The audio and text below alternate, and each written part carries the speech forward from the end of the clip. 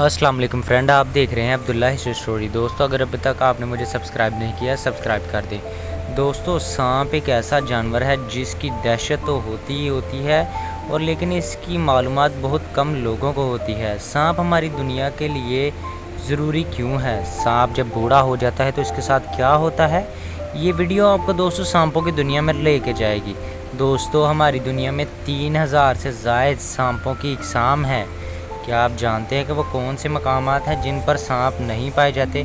दोस्तों, अंटार्कटिका में सांप नहीं पाए जाते, जो कि पूरा बर्फ़ से ढका हुआ इलाका होता है। इधर सांप नहीं पाए जाते। इसके अलावा दोस्तों, न्यूजीलैंड में भी सांप नहीं पाए जाते। इसके अलावा दोस्तों, आइसलैंड, एयरलैंड, ग्रीनलैंड में भी सांप नहीं पाए जाते। दोस्तों, सांपों की 3000 इकसाम है। इनमें से सिर्फ आपको दोस्तों जानकारी ना नहीं होगी कि सिर्फ 600 इकसाम ऐसी हैं जिनमें सिर्फ और सिर्फ जहर होता है, और इनमें 200 इकसाम ऐसी हैं जिनके ढसने से इंसान की मौत वाक़या हो सकती है। यानी सिर्फ और सिर्फ 7% ऐसे हैं जिनके ढसने से इंसान की मौत वाक़या हो जाती है। क्या आपने कभी सोचा है कि सांप अपना फन निकाल कर क्यों चलता है? दरअसल दोस्तों, सांप अपनी ज़ुबान को सूंघने के लिए इस्तेमाल करता है। सांप के मुंह में एक आर्गन लगा होता है जिसको VNO आर्गन दोस्तों कहा जाता है। सांप जब अपनी ज़ुबान बाहर निकालता है तो दोस्तों, इसकी ज़ुबान में हवा में मौजूद जो केमिकल होते हैं इसकी ज़ुबान के साथ चिपक जाते हैं। जब ये ज़ुबान अंदर लेकर जाता है तो वो आर्गन इसकी स्मेल को डिटेक्ट करता है। यानी सांप अपनी ज़ुबान से ये भी पता चला सकता है कि आगे खतरा है या शिकार है।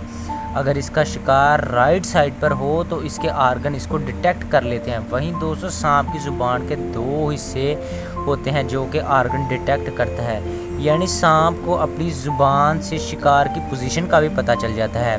वहीं दोस्तों, सांप सहरा में, जंगलात में और दरख्तों पे और पानी में भी पाया जाता है। लेकिन कुछ सांप दोस्तों ऐसे होते हैं जो ज़मीन के नीचे रहते हैं। आपको ये भी जानकर दोस्तों बहुत ज़्यादा हैरानी होगी कि ये कुछ सांप अंधे होते हैं।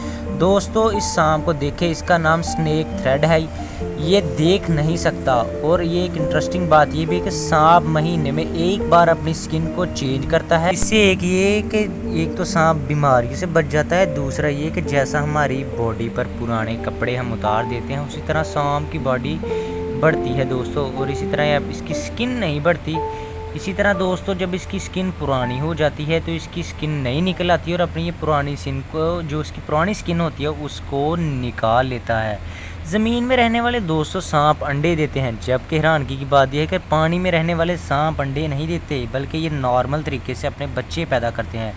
ज़्यादातर सांप दोस्तों अपने बच्चों का यानी अपने अंडों का ख्याल नहीं रखते। कुछ सांप दोस्तों ऐसे होते हैं जैसा कि पाइथन दोस्तों अपने अंडों का बाकायदा ख्याल रखते हैं।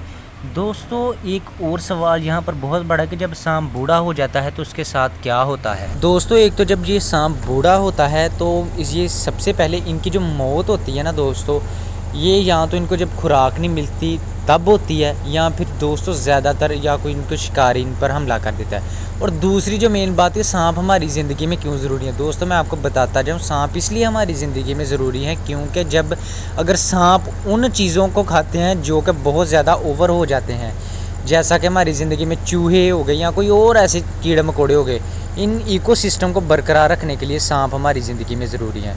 उम्मीद करूँगा दोस्तों मेरी ये वीडियो आपको पसंद आई होगी और सांपों की जानकारी भी आपको पसंद आई होगी। अगर वीडियो पसंद आई, वीडियो को लाइक कीजिएगा और चैनल को भी ज़रूर सब्सक्राइब कीजिएगा। जब तक अगली वीडियो नहीं आती, मुझे देनी है इजाज़त। अल्लाह हाफिज़।